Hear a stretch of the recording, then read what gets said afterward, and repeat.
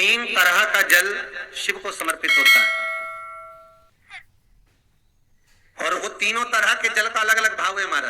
पहला जल सादा, घर से पानी लेकर गए, जल लेकर गए, शंकर को चढ़ाया, वो हमने घर का अपना एड्रेस बता दिया, भगवान शिव को जल चढ़ाकर अपने आनंद के लिए शंकर से कुछ प्राप्त कर लिया। दूसरा जल, जल के कलश में थोड़ा सा इत्र डालकर शंकर को जब समर्पित करते हैं तो महाराज घर में अगर कोई व्यक्ति बहुत रोगीला है, एक शिव महापुराण में, स्कंद पुराण में, नर्मदा पुराण में, भविष्य पुराण में, अग्नि पुराण में, नारद पुराण में, बरहा पुराण में, वामन पुराण में जितनी चीजें लिखी गई है एक एक प्रैक्टिकल कर देखो तो शिव महापुराण, स्कंद पुराण का ये भाव याद करिए कि एक लोटे पानी में इत्र मिलाकर, जल में इत्र मिलाकर, बहुत रोगीला व्यक्ति, बहुत बीमार व्यक्ति है, एक लोटा पानी उसका हाथ का स्पर्श कराकर शंकर को चढ़ाना प्रारंभ कर दीजिए। महाराज केवल 5 या 7 दिन चढ़ाओ और वो 7 दिन के बाद में उस बीमार व्यक्ति का क्रम देखिए कि उसमें कितना आराम लगा है। औषधि दवाई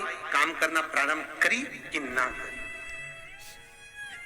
केवल इत्र समर्पित, इत्र का जल। तो पहला जल सादा, दूसरा जल है इत्र का, और महाराज तीसरा जल जो शिव महापुराण के अंतर्गत कहा गया है बेल पत्र का जल। तीसरा जो जल है वो बेलपत्र का जल। बेलपत्र का जल कैसा? तो महाराज शिव महापुराण की कथा कहती है कि जल के पात्र में एक बेलपत्र अंदर डालकर उस जल के पात्र को ले जाकर शिव को समर्पित करना, अर्थात अपनी मन की कामना भगवान शंकर से कह देना, केवल बेलपत्र के माध्यम। बोलना नहीं है हमको, कुछ हमें कुछ कहना नहीं है।